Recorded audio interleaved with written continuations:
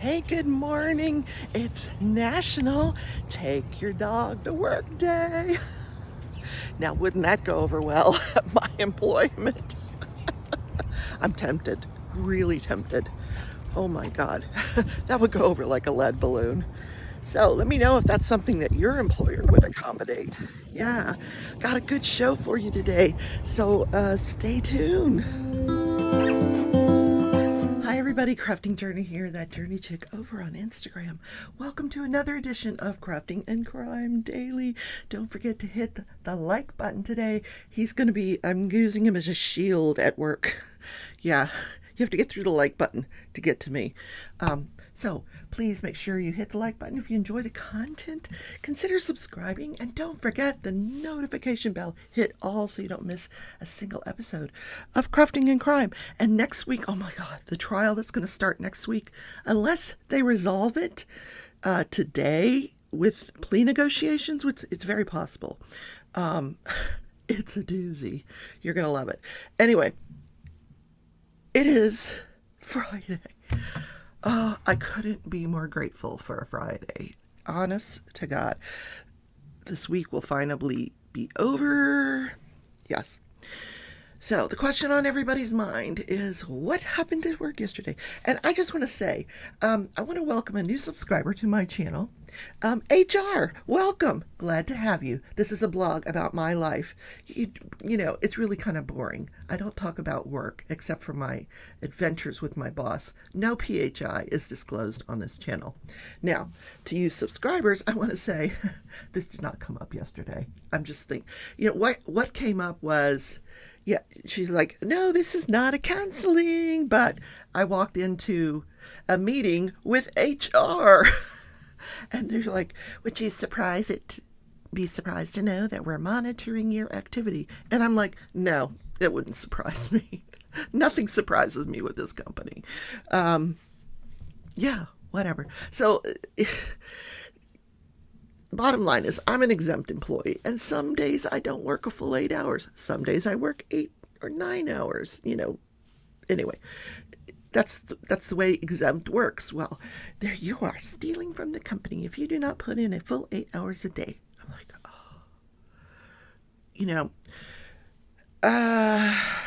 and I don't want to talk about the rest because it'll upset me. I still have a job. I even asked them, why don't you just get it over with and terminate me? I know that's your plan. And she's like, oh, no, we're not going to terminate you.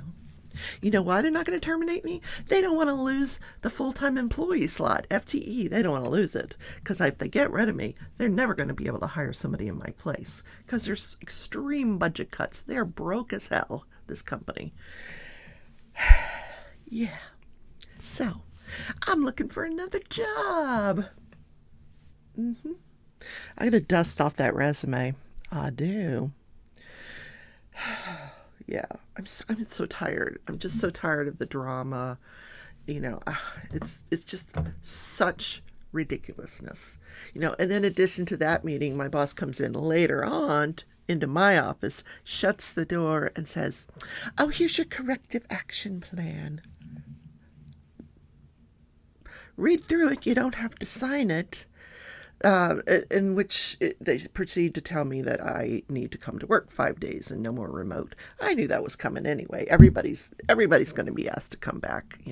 They've already asked the other employees in the office to come back. I knew that. Whatever. Whatever. Yes. So today, yeah, because the saga continues. Every day is something else. I said, why don't you just do it all at once? What is this piecemeal stuff? You're killing my anxiety. So, and I did say that. I've been very verbal with them, just daring them to fire me, and they don't do it. Yeah, HR, I know you're listening. Go ahead. So, oh, what was I going to say? Yeah, I'm done with that. But it's National Take Your Dog to Work Day. Wouldn't that just be the icing on the cake if I bring Tootsie in there? But it is proven that if you take your animal to work with you, it lowers stress, increases productivity because you have to take your dog for a walk. You're getting away from your desk versus these people that just sit at their desk all day long, like me.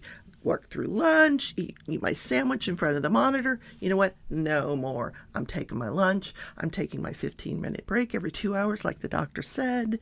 And, yeah, I know. Not bitter at all. No, not at all. At this point, I just think it's funny, what is all these games they're playing with me? So today's my yearly evaluation. And I said to my boss as she walked out the door, is there anything in there from my prior boss about the past year? And she's like, oh, yeah, okay, we have some stuff. And then she's laughing as she goes out the door. And I said, I'm glad you think it's funny.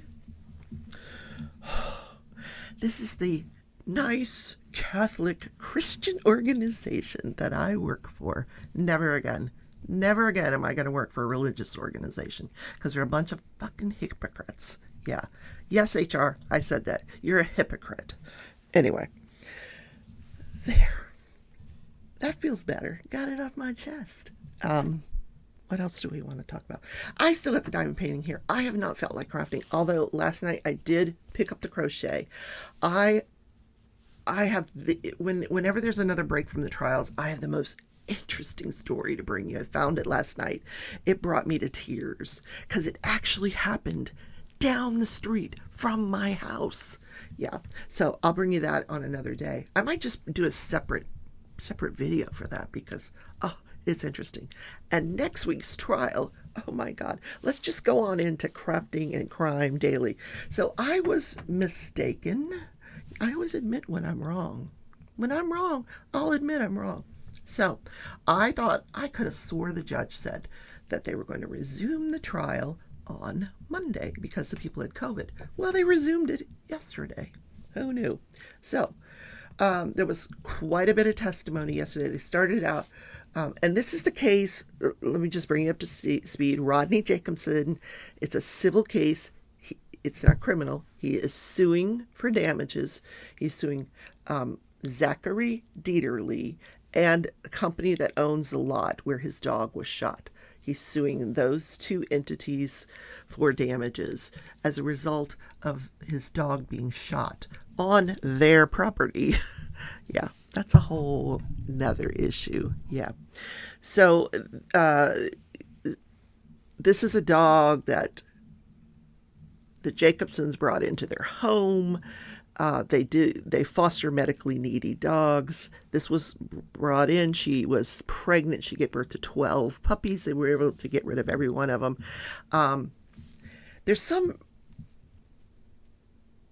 dispute about, or debate about, what kind of dog this was.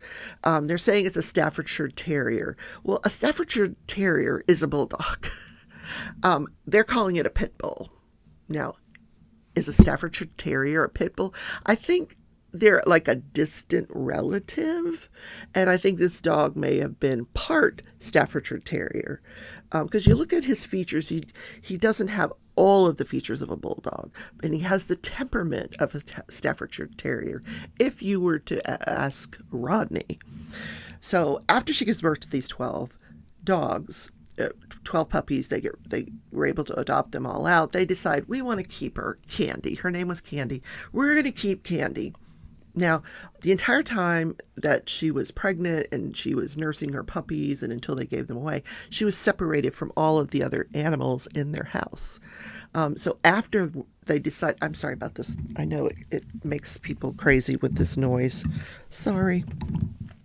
So after all of them are adopted, she is now allowed to come out and, socialize with the other animals. And she does, except for the aggressive poodle that they own. Now they keep this, Candy has to wear this pinch collar, this metal pinch collar, which, yeah, I don't know. I mean, according to the Jacobsons, they said any responsible pet owner would use a pinch collar to control their animal. I consider myself a responsible pet owner, and I would not use a metal pinch collar on my dog to control him. And the fact that they had to control him with a metal pinch collar, they, some of the testimony was that, Candy was so docile with other people. She was never aggressive or showed any aggression toward anybody else, including the vet, but they had to wear the pinch collar when they went to the vet because there's other animals in the waiting room. That I understand. And what I would do when I went to the vet is I would leave my dog in the car. I would go in and I would say, I'm here with Tootsie. She's a large dog. We're going to be in the car. Call me or come out and get me when it's my turn. And I would go out, sit in my air-conditioned vehicle, and wait for my turn. Because they know that you don't want to be in the waiting room. Because Tootsie was raised in I would take her to doggy daycare. So she loves other dogs. And she thinks that they love her. And sometimes that may not be the case. Anyway, my mouth is dry. All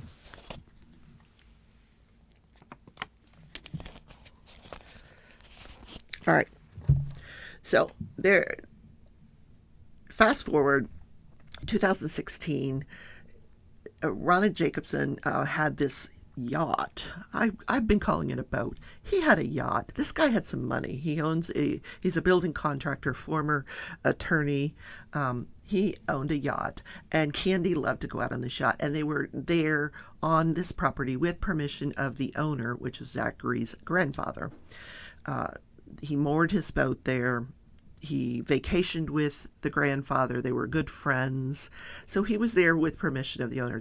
He was decorating his boat for the boat parade, and his boat was going to represent an animal shelter. I don't know if you guys know anything about Florida, but over the holiday times, they have these boat parades where all the boats are decorated like Christmas trees, and they go down the inland waterway, and you get to see them, and everybody's on the boat drinking and waving, and usually the weather is horrible. So he was decorating his boat for that, and Candy was loose on the property, so not in his control. That'll come into focus later. So Candy had gone to rest under the truck to get out of the sun, and Rodney was down at the boat working on the boat when he hears someone hollering his name. So he turns and heads towards where he hears the name, which is coming from near his truck. He sees Zachary Dieterle standing there. His dog is barking, and Zachary is kicking dirt in the face of the dog. So he approaches Zachary, doesn't do anything to control the dog. Now this is the point where the stories split. According to Rodney, the dog was under control. There was, he was not being aggressive anymore. He actually turned around to go back to the boat, at which point Zachary pulls out a gun and shoots the dog. And then the dog runs and gets on the boat, and the dog, that whole saga where the dog passes away. Now, if you listen to Zachary's story, at no time did, Rodney came up there, but he didn't control the dog. The dog was still lunging after him, charging him. And so he took the gun and he reached down like this and shot him. Boom, boom. There's also some dispute about how many shots were fired, whether those shots hit Rodney Jacobson's truck, causing a flat tire. Yeah, I don't know. So yesterday we get the testimony of the surgeon, the vet. And I'm thinking, why is this important? And it is important. It's important because she testifies to the entry of the bullet. It was only one bullet that hit the dog, and the path of travel through the dog's body. And when you hear this testimony, you think the only way this could have happened would be to believe Zachary Dieterle's story, that he reached down and shot him, because the bullet traveled from front to back. Now, if the dog had been turned around running, the bullet would have gone from back to front. Yeah, so the dog must have still been facing Zachary Dieterle when he was shot, because the bullet went from front to back. By the way, I got some really good lessons in dog anatomy yesterday. Did you know dogs have 2 livers, one on each side, and a stomach that's like a balloon that like takes up their entire lower abdominal area? And then their lungs have like, they have 2 lungs, but multiple lobes. Like we have 2 lobes on either side. Two and three. I forget. 2 and 3. 3 and 2. I don't know. I forget my anatomy. But dogs have many more lobes in the lungs. I did not know all this. So like things are not where you think they are on the dog. So like their anatomy is very different than ours. Who knew? So the next person to take the stand is the primary care doctor of Rodney Jacobson. Now, Rodney Jacobson has put his mental health into issue because he is claiming intentional infliction of emotional distress. And this is the defense's turn to put on witnesses, and the defense is actually calling the doctor, the primary care doctor of Rodney Jacobson. And he has this big whiteboard where he's, calculating how much Zoloft this man was taking. So we learn that Rodney Jacobson had been taking Zoloft for over 20 years. Now, his testimony was that he only started taking Zoloft after this event, which caused him this severe emotional distress. Well, now we learn that he was on Zoloft for over 20 years because he got depressed when he found his wife with another woman, and he divorced her, and that was a whole other saga. Spent $600,000 in legal fees. So, fast forward. So the defense attorney goes through every single visit after the event. 4 days after the event, Rodney Jacobson goes to the doctor for his 2016 wellness exam, fills out this form and he checks no to all this stuff. Like, have you suffered from any loss of enjoyment of life? Has your depression become more severe? All these questions. No. And there's no notations in the doctor's notes anywhere about the event involving the dog. And the doctor continues to prescribe 50 milligrams of Zoloft, which is an antidepressant. So then they go through each and every visit between then and the time the lawsuit was filed, and the time that the defense attorney subpoenas the medical records of this doctor. Because if you look at, so they go through every visit, and if you look at every single doctor's visit, there is never any mention of this animal event. Never any mention of increasing depression as a result of this event. And the doctor continues to prescribe 50 milligrams of Zoloft, just like he's done for the last 20 years. Now, once the defense serves a subpoena to the doctor for his records, Rodney's like, whoa, Nelly. He runs to the doctor. He and his wife accompanies him, and he goes to the doctor and he says, oh my God, my depression's increasing. Let me tell you about what happened to my dog. Explains the whole thing with the dog. So, yeah, because he knew he had to get this in the medical records. And we're talking about 2 years. 2 years from the day of the event, 2016 to 2019. 2 years. Never mentions this event, which is very suspicious. So the doctor does the right thing, increases his medication to 100 milligrams of Zoloft, and tells him to go see this particular psychiatrist. So he does go see this psychiatrist for 5 visits, which are paid for by Medicare. But then when he found out that Medicare was no longer going to pay for the psychiatrist, and the psychiatrist was going to charge him $231 per 30-minute session, he decides, no, I don't need it anymore. It's too expensive. The man who spends $600,000 divorcing his wife, and the man who so far in this case has spent more than $100,000 in legal fees. Yeah, he's crazy. Over a dog. I mean, I love my animals, but come on. So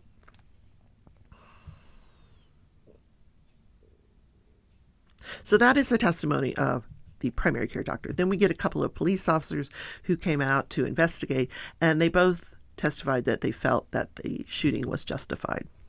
So they did very little to investigate, like how many shots there were, where the shots went.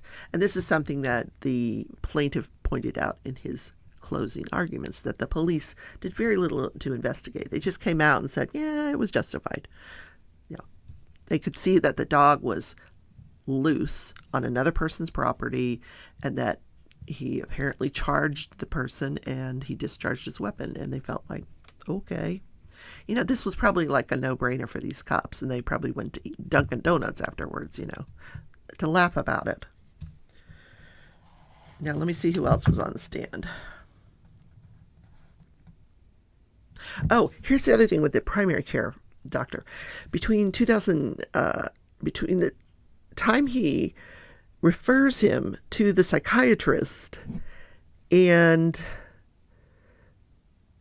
present day, his primary care doctor never prescribed any more Zoloft. He was under the impression that he was getting his Zoloft from the psychiatrist, which the psychiatrist was not prescribing any medication. And the testimony of Rodney Jacobson was, I weaned myself off of the antidepressant Zoloft. So where is this where is this emotional distress that we keep talking about? So then we get closing arguments, and the plaintiff gets up there and he's basically saying, this was a very docile dog. He wouldn't have charged. What we know of his behavior is very inconsistent with what Zachary is telling everybody, that he was charging him, and he was just doing what a dog does. He was barking. So then the defense attorney gets up there, and I'm on the side of the defense at this point. This defense attorney was so good. He goes, all right, guys, first thing you have to decide is, did my client act in self-defense? And if you don't think he was defending himself, then you go on to the next question. Did he intend to inflict emotional distress? Was this conduct so outrageous? And that's what you have to prove to get emotional distress, intentional infliction of emotional distress, that the behavior was so outrageous that any normal person would just be like appalled. And I tend to say no. I mean, he thought the dog was charging him, so he acted in self-defense. It's not that outrageous, Then, and he certainly didn't intend to inflict emotional distress on the owner. This is what he says. And I find out that when Zachary did take the stand, he was remorseful that he had to shoot the dog. He said, am I sorry I did it? No, he was charging me. Do I wish I didn't have to have had done it? Yeah. Interesting. So then the defense attorney says, and as far as emotional distress goes, he never got any treatment for this emotional distress, where, his wife testified that he stopped working, he stopped boating, he stopped enjoying life. They're living in separate bedrooms. Well, apparently, Rodney Jacobs' testimony is, no, I was boating, I was working, it's crazy. So there is no emotional distress. So then the next thing the jury you have to decide is, was there any negligence? Did Zachary owe this man any duty?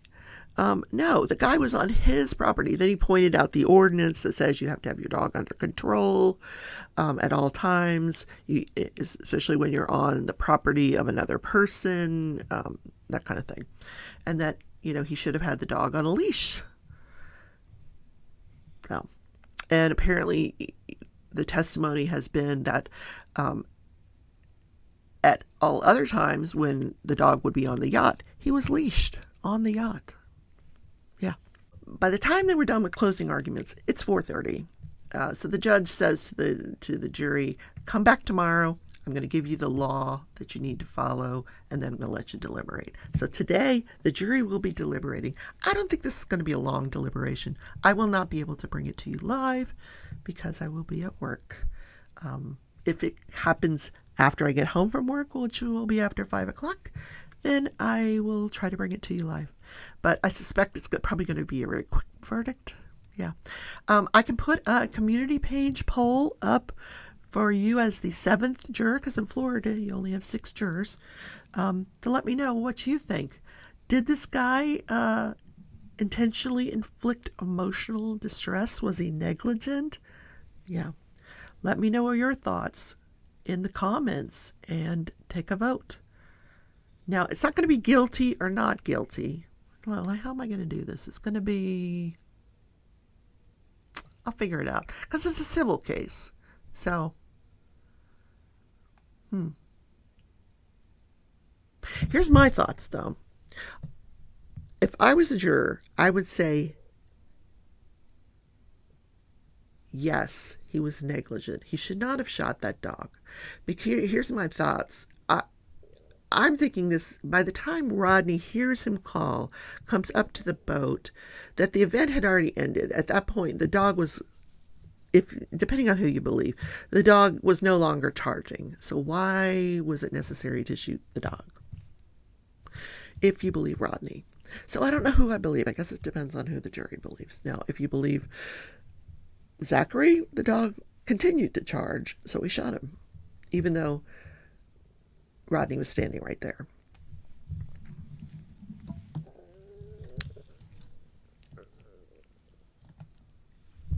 Now, what is next week's case? Oh my gosh.